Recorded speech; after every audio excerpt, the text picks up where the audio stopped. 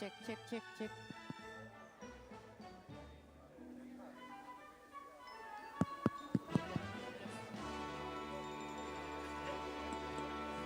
Halo.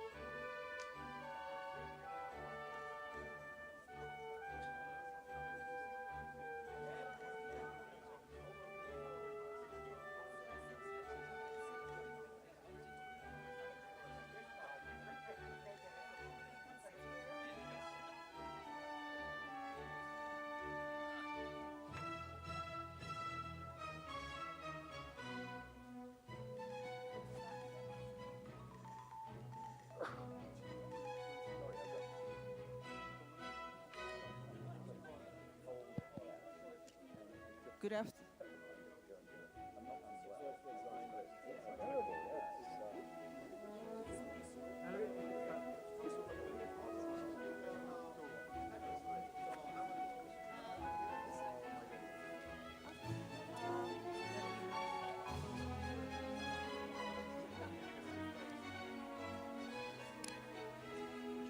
Tes, tes. Bisa kok masuk tes. Good afternoon, everybody. Good afternoon, everybody. Welcome to the last session of today, which is the G20 Bali Blended Finance Alliance Dialogue. We are very privileged to have distinguished speakers on board and, today to discuss about the principle of the Trihita Karana, you know, the ecological and also talking about the sustainability. So without further ado, I would like to welcome our Minister of Investment, Pak Rosan Roslani, to open the dialogue. Thank you, Pak. Karena waktu. No. I thought I'm just going to hear all this on this session. Well, first of all, a very good afternoon to all of you. I think we have a privilege to have a very outstanding panelists today, and also at the same time, I would like to welcome the former president of Finland to come to our Iceland. Forgive me. My apology. Iceland, Mr. Grimson, to also come to our pavilion today. Well, I think definitely you would like to hear from all these outstanding panelists, not from me, obviously, but Indonesia, we are very committed, you know, Indonesia is committed to have this net zero emission by 2060, or sooner with the support of the foreign party.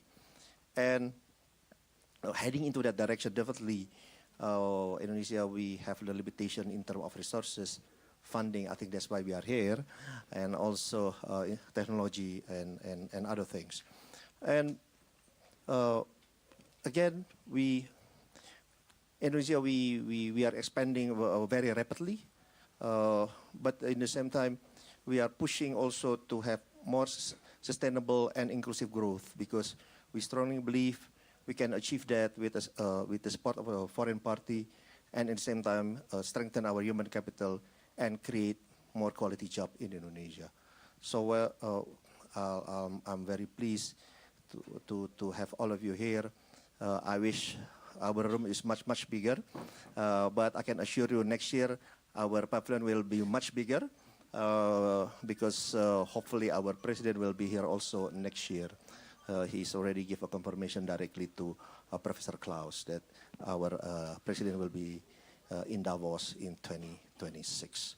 So thank you again to all of you, and I strongly believe we will have a very fruitful and productive discussion today. Thank you very much.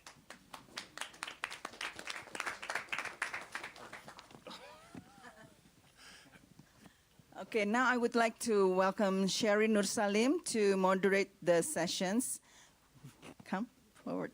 Sherry is the co-founder of the United in Diversity Foundations, as well as the Trihitakarana Forum. Thank you, Kath.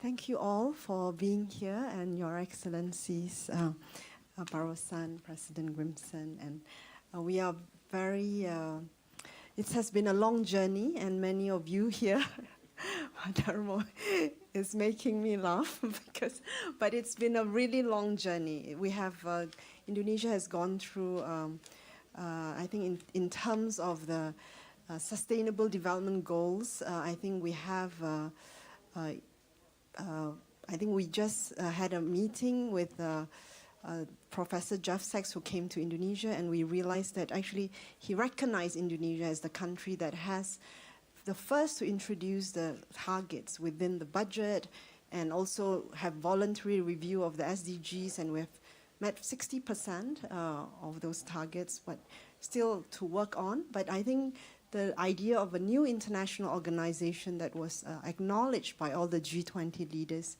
back in 2022 in G20 Bali was to support the Sustainable Development Goals through blended financing. And I think we want to also acknowledge, especially OECD, because Andres is here, but OECD has been a G20 advisor for G20. So that process, was actually a long process. But of course, many other international partners and friends who have made this possible, and the Indonesian government who I think have worked tirelessly towards that. So today, I think we want to start quickly because we want to have a little bit of interaction. So we want to learn, from the distinguished panel here, what are the ways. I'm going to start with the energy first, and then I will come to the others. So we'd like to invite Andrew. Maybe you are from the Jeff Bezos Earth Fund. Maybe what could you? How do you feel about the future, and what can you contribute? And maybe each one, maybe about 3 minutes, if possible. Yeah, thank you. I feel great about the future of Indonesia. Thank you. Thank you. I've never felt better. Selamat sore semua. Terima kasih banyak atas kesempatan. I first lived in Indonesia way back in the dark ages of the 1980s, when actually Indonesia was growing at roughly the target growth that you've got, actually, following good economic policies, but not necessarily good governance at the time. I then lived in Indonesia again as head of the World Bank in the early part of this century, and that's when I got to know Sherry. And I love what you're doing, Sherry. You're bringing the heart together with the head and the hand to really make a difference. So why am I optimistic? New government, big ideas, at a time when, quite frankly, the world is in a complicated situation, and we need a major country like your own to lead on investment. You've done a very clever thing here, because we're sitting in a row and we're looking at the 9 targets that you have for your investment program, and every one of them is exactly right. And so we've got a lot to be encouraged about. So I guess the issue is, Mr. Minister, you are the Minister of Industry and Downstream Industry, head of the Investment Promotion Board. The question is, how do we get to scale? It's pretty easy to get projects done. We all give talks about blended finance. But the reason you set up, Sherry, with the government, you set up this new international institution for blended finance. Well, the government did with you and many other supporters. The reason you set it up is because you wanted to go to scale. And I would urge you to think really big. And I would ask the question, what direction are you going in? Of course, you still need to invest in, if you like, the old economy, some fossil fuel economy. But the future is overwhelmingly in a green economy. And I love what you're doing in the downstream work. I would urge you to really convene the key players that can bring money. And that's overwhelmingly the private sector. But the presidents of the multilateral development banks need to be there. Those who are running carbon markets need to be there because there's a lot of money that could flow into Indonesia. Philanthropies like our own and many others, we, together with IKEA and Rockefeller Foundation, we have established something called the Global Energy Alliance for People and Planet. Very keen to inject funds quickly, boldly, to de-risk, to prepare projects, and so on. And so I would simply urge you to not give up. I bet at the moment there's a tendency to say, well, we sort of agreed on this thing called JETP, Just Energy Transition Partnership, but actually we're not getting the support we expected, and life is too complicated, and governments are changing around the world, and there seems to be a sort of movement away from really big commitments on climate change. It's true. The international community has not delivered what they should have delivered for JETP. I would urge you not to give up. I would urge you to say, actually, Indonesia is investing in the economy of the future. In America, we like to say you skate to where the puck will be, not to where the puck is today. The puck is what you play ice hockey with. The puck is going towards a green economy. There's no question about it. We are going to electrify the economy. We were talking today about the ammonia economy and the hydrogen economy. Indonesia can lead that at a time when, quite frankly, some others are not leading the way they should. So it's a open goal for you. But it's not that easy to score. You need all the friends and supporters, and certainly from our standpoint, we're in. Thank you so much, Andrew. And we are looking forward to the Bezos Earth Fund putting in the funding to support the de-risking, right? So I'm going to pass to Pak Darmo, who is a very powerful person in Indonesia. He's the head of the PLN, and so we are looking forward to your update how we can meet those ambitious targets. Please. Minister Rosand, Your Excellency, distinguished moderator, Bu Seri, distinguished panelists, distinguished guests, ladies and gentlemen. Yes, the Earth is warming, but under the leadership of President Prabowo Subianto, he launched what we call the transition of energy, shifting from fossil-based development to renewable-based development. So the question is this: how Indonesia is going to be able to provide affordable but clean energy to facilitate new investment, new economic activities, to create more jobs, to get rid of hunger, to eradicate poverty and give prosperity to the people, while lowering greenhouse gas emission, balancing between growth and environmental sustainability. And under the new plan of transition of energy, from today until 2040, we have to build additional 100 gigawatt additional capacities. And 75% is coming from renewable energy, roughly 75 gigawatt, 5 gigawatt is coming from nuclear, and the rest is coming from gas-fired power plants. So, is there any challenges? If we build coal and gas, easily we can build the power plant nearby the location of the demand. That's why the fossil-based development is the transmission line is very short. But when we're talking about renewable energy, there is a mismatch between the location of renewable energy resources in those remote locations with the center of the industry, the demand, big cities. And we have done the joint modeling between the government of Indonesia, PLN, and also the International Energy Agency, we need to design and build roughly 70,000 kilometers of transmission line. If we go around the Earth, it's 42,000 kilometers. So we need to go around the Earth roughly twice. The price tag, $35 billion US dollars, even more. You know, for the generations, power plants, we've been doing what we call the de-risking. That's why most of the investment for the power plant is coming from international investor, in which the commercial feasibility, commercial viability is going to be very well maintained. But for the transmission, the rate of return is only 2 until 3%, in which there's no way private investment is going to come in with the cost of fund is roughly 3, 4, 5%. There's no way it's going to be commercially viable. So that's why the government of Indonesia is doing the de-risking. And that's why the price tag is roughly $235 billion US dollars. And this is global climate change. It's a global challenge. There's no way Indonesia is going to be able to bear this burden alone. The only way to move forward is through collaboration of policy, strategy, innovation of technology, investment. So this kind of forum is giving us a sense of pride that global communities like this, previously fragmented, is becoming unified, so giving us convictions.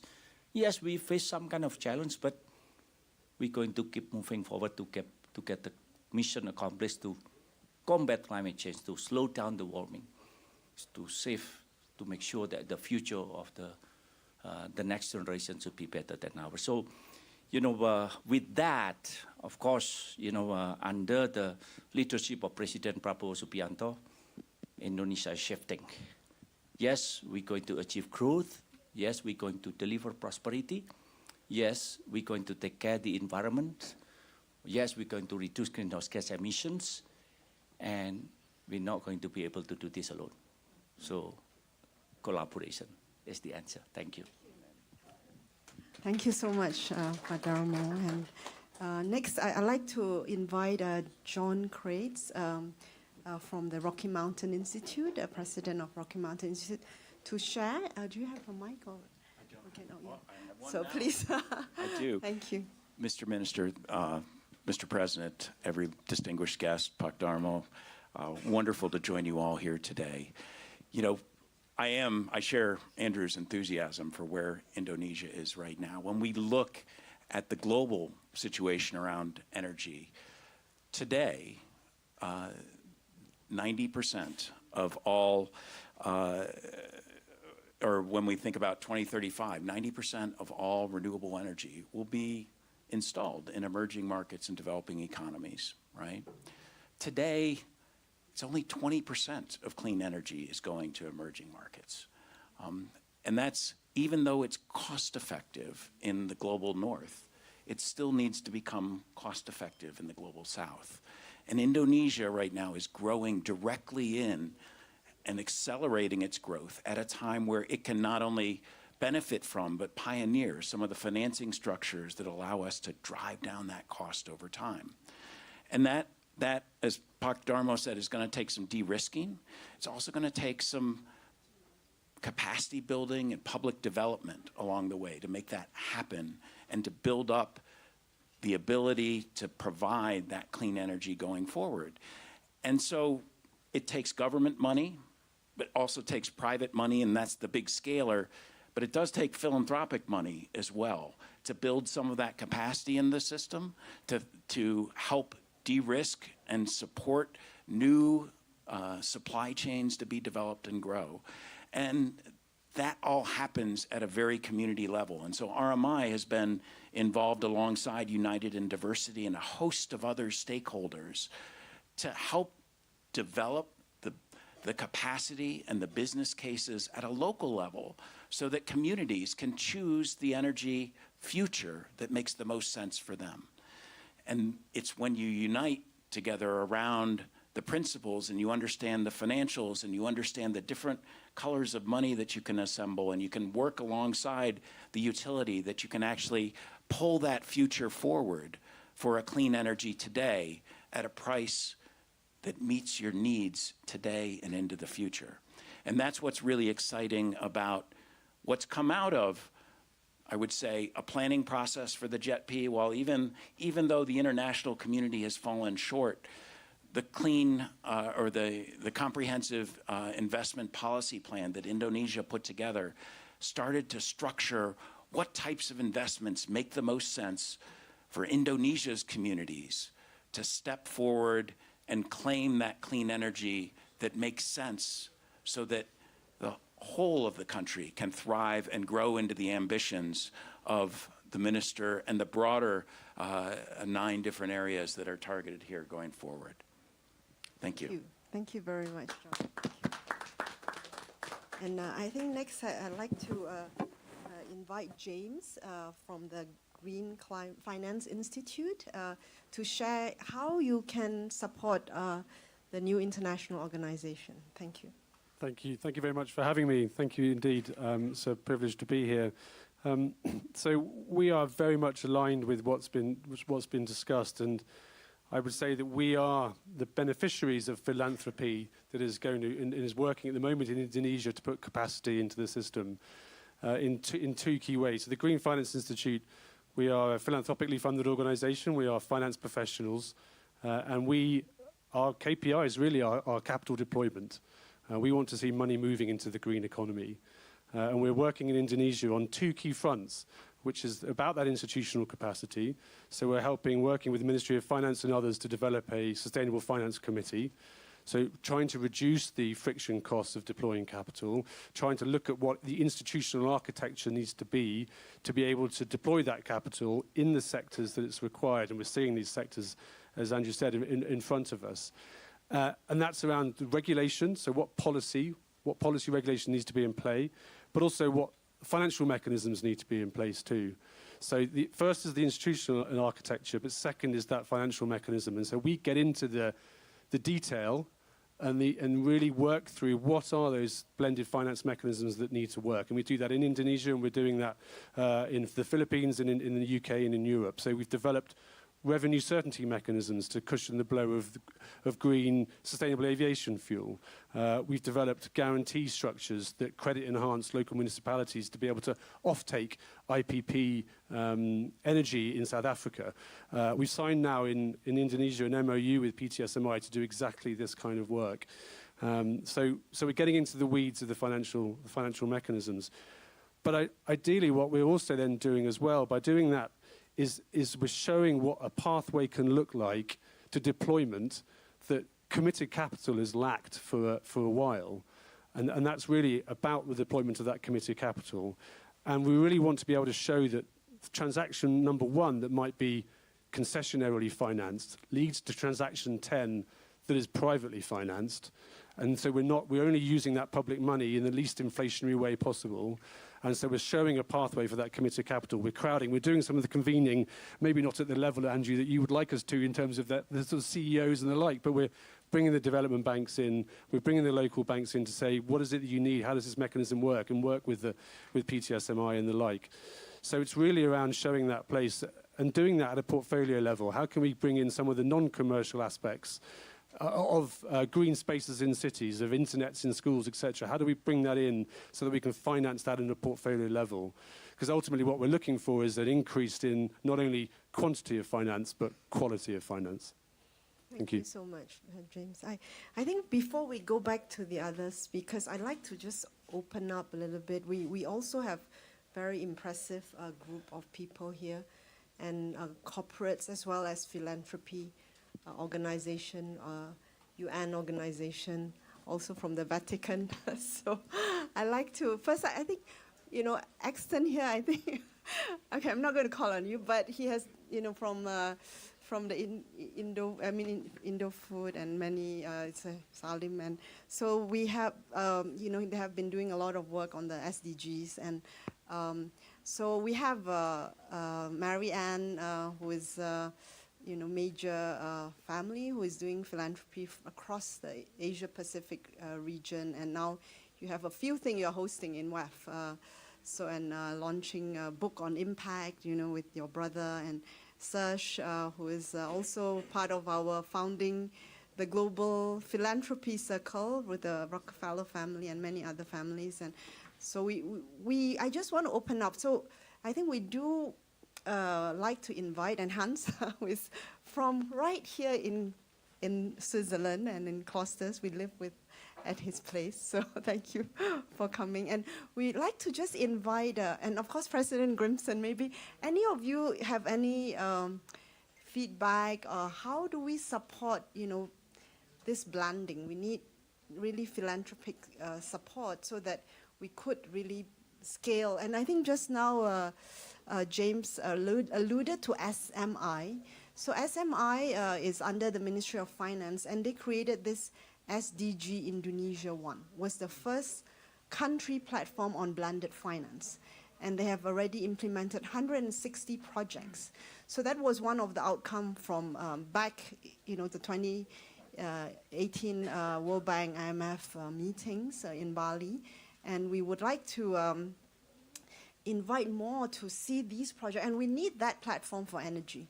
So I think we need to make that happen. And I think in this room and with our Minister Roshan, I'm very optimistic with Minister Roshan, because I think he comes from a business background, was chair of Cardin, and did a fabulous job when he was in the US. And I think in terms of bringing people together, I think in investments, because for blended finance, we need to scale investments. So some feedback from any of you? Father Marcin, you want to say something? Not just yet. Just one thing. Okay. Hi everyone. Yes, I think it's one important approach, and to understand what is the difference and why we should to work with Indonesia. Basically, I had experience in the last September being with the Pope Francis there, and we experienced the very holistic approach that you have as a Trihita Karana for this new international institution. And this is exactly expression of what we are looking for. Just behind, I'm not economist, but I'm looking to find a human-centric perspective and hub-centric perspective also for our activities, and also for the mechanism of blended finance in the fragmented war, in the more than 52 wars and conflicts today in the world, in the expression what we are feeling now, that we're seeing now, that we move from collaborative to very polarization and to geostrategic.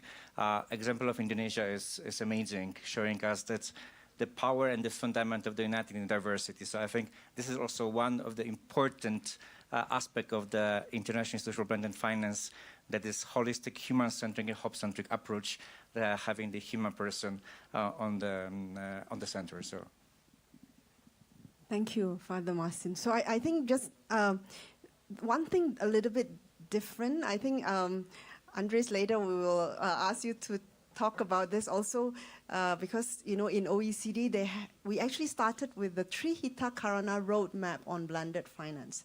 So, but before we go there, what is Trihita Karana? So it's a Balinese 3 ways to happiness. So what is the 3 ways to happiness? Is harmony of people with people, all of us with each other, and people with nature, and people with the spiritual. So it could be your own spirituality, and I think we are very honored that we have the support. I think Father Marcin and also the Vatican, who have been really supporting us in many of the Trihita Karana Forum's journey. And when we set the intention for the new international organization, we lit candles of SDGs, and then we set the intentions. And so and a beautiful bird landed on Sherry's shoulder. Peter was there.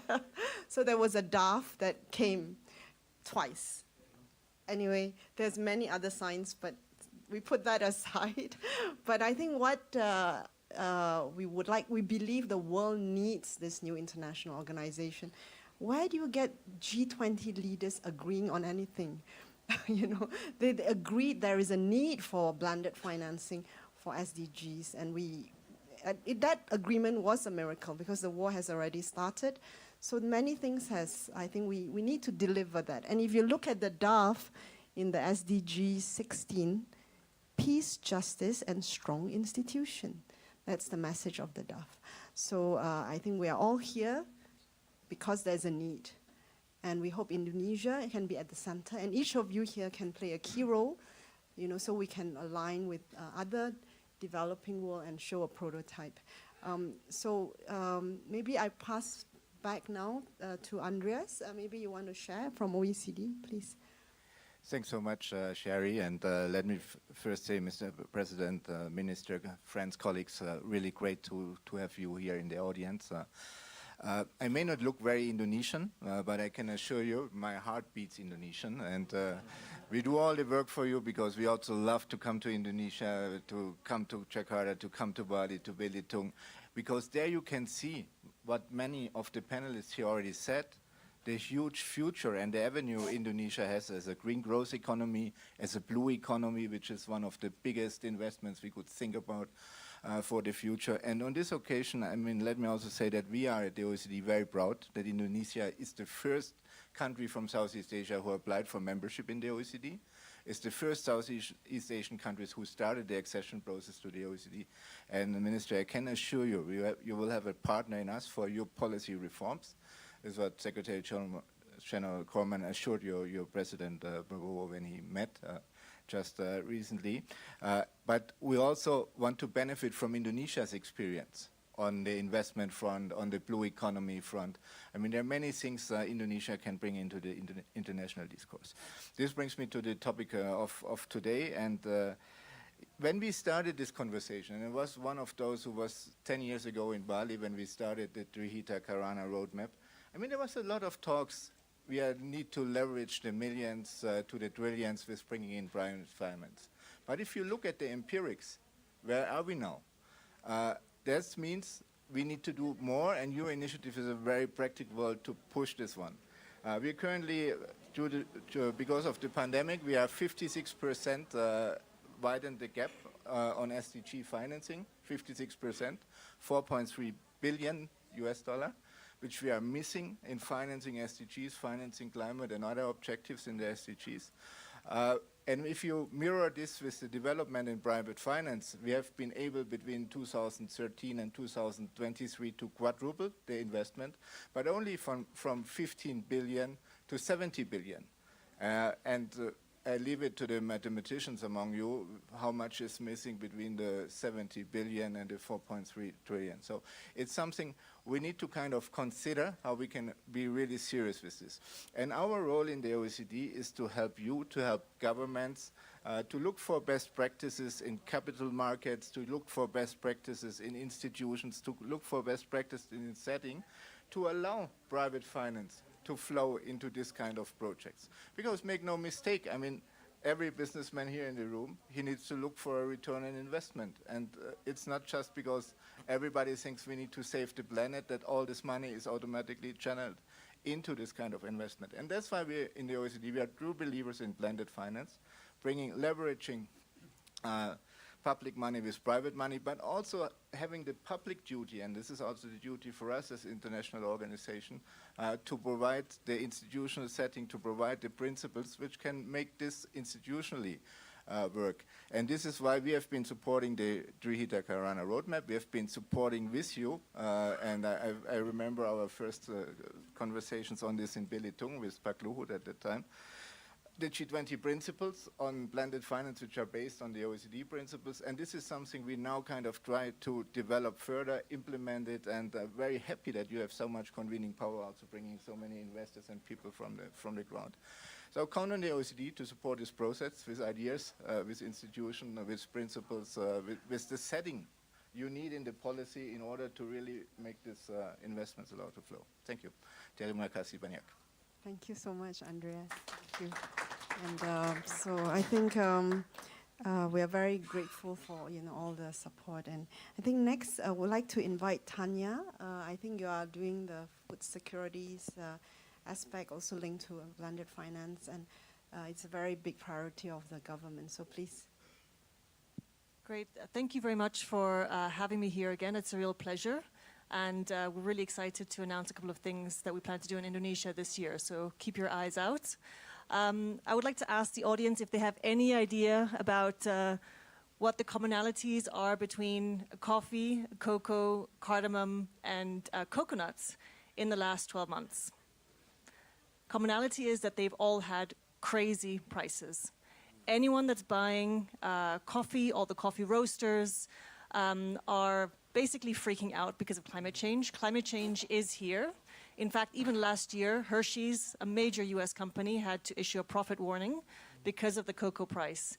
And I think Indonesia is incredibly well endowed with some of these commodities.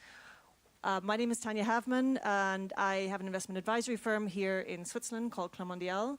And we actually develop and have implemented a blended finance fund called the Food Securities Fund, actually also with the support of the US Development Finance Corporation, the Global Environment Facility, and now also with the Green Climate Fund.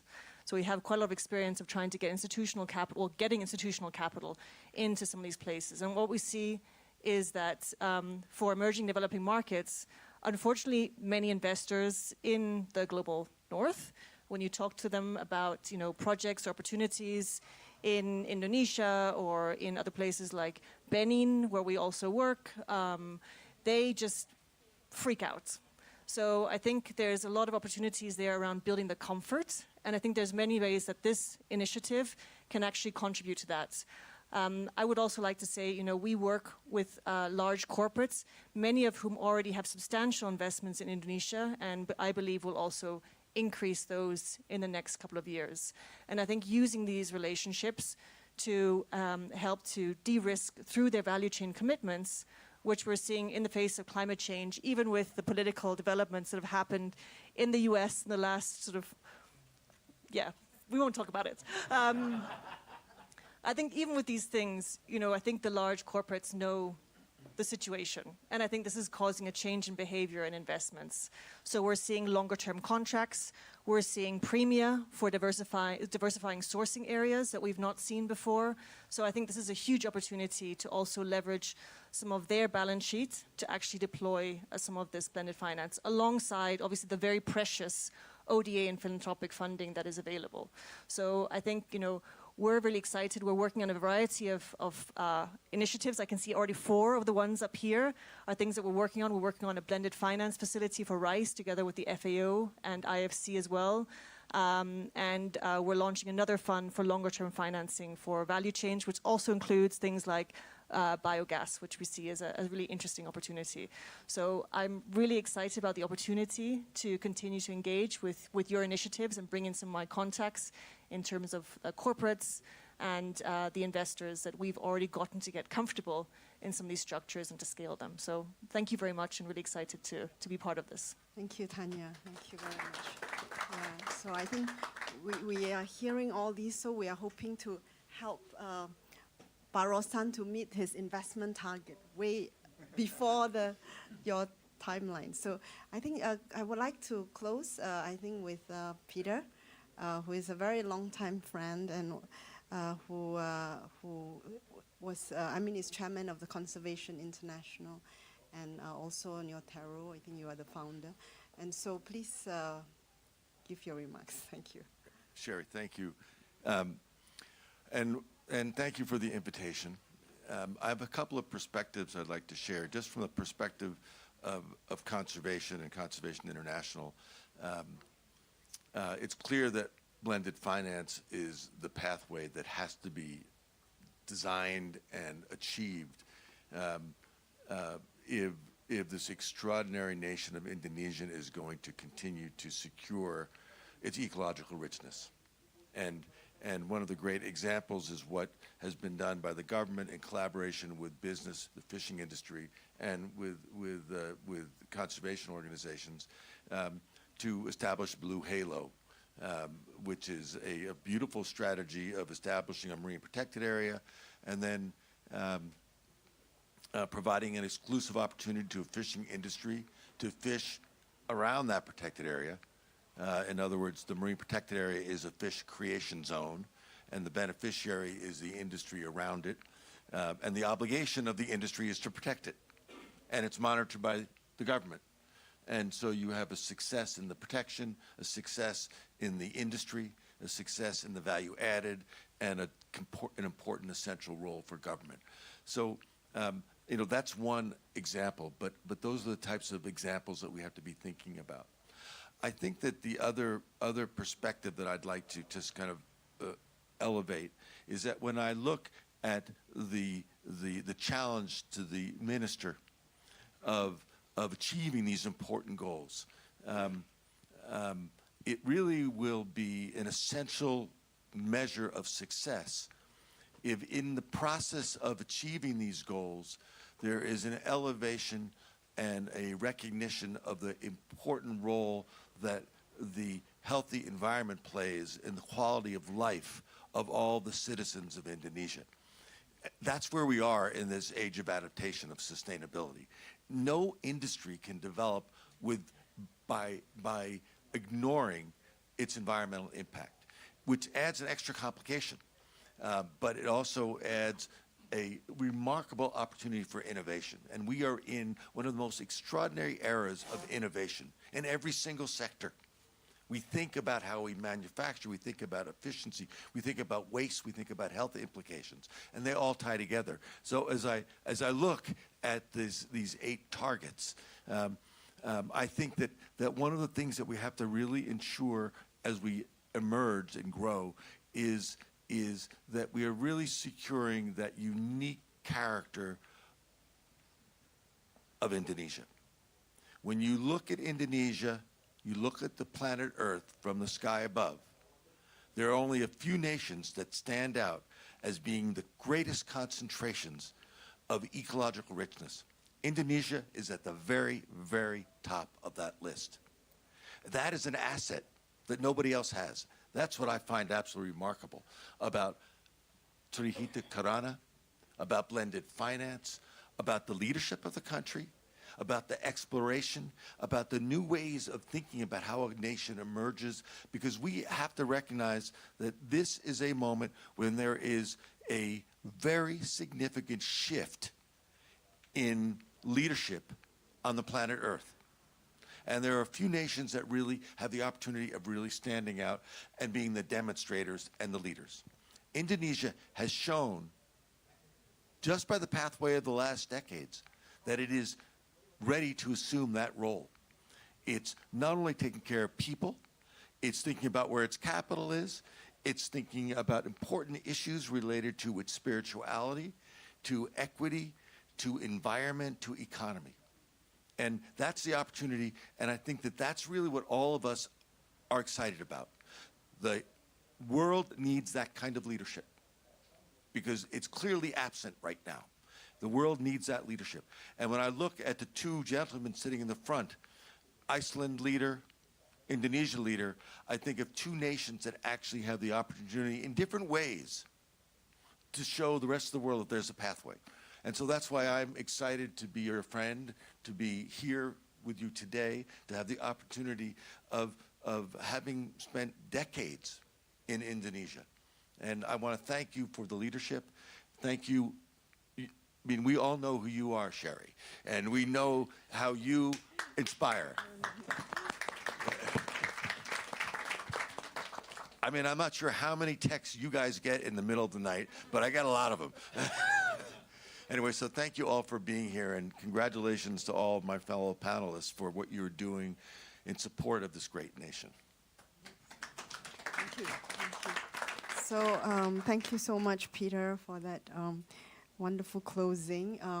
I think I'd like to, because we have a foundation called United Diversity, and I see our fellows here, but I'm going to do something that's not usual. I'm just going to pass the mic around. Just one word from you, from everyone here, about the future. I'm just going to pass this quickly. One word. One word and 1 million. Protection. Regenerative. Hope. Kindness. Resolve. Kindness. Green. I would say homogeneity, coming together.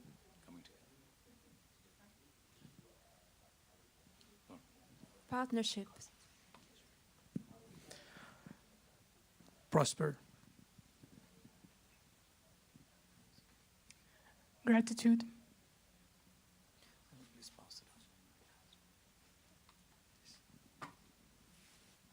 Collaboration. Love. Hopeful. Building. New leadership. I think they're taking all the words already. I was thinking about prosperity. Someone said prosperity already. I think positive then. Yeah.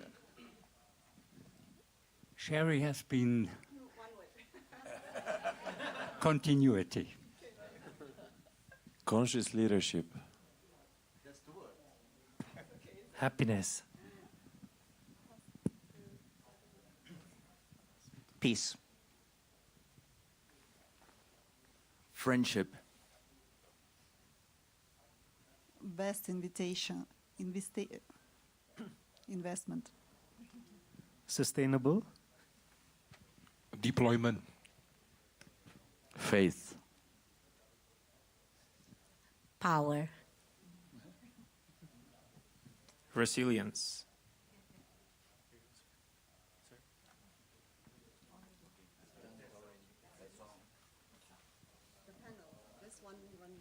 Innovation. Impact. Optimism. Biodiversity. Empathy. Trihita Karana. Without blank. Joy. Generosity. Survival. Future.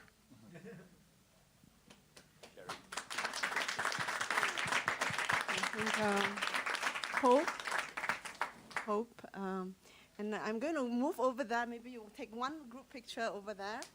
And I just want to close by saying, quoting from Andrew, you said that, this new international organization, we can be ambitious. The world needs that. And then also from Dharmo, who said that we cannot do it alone. So join us. Thank you all. Thank you.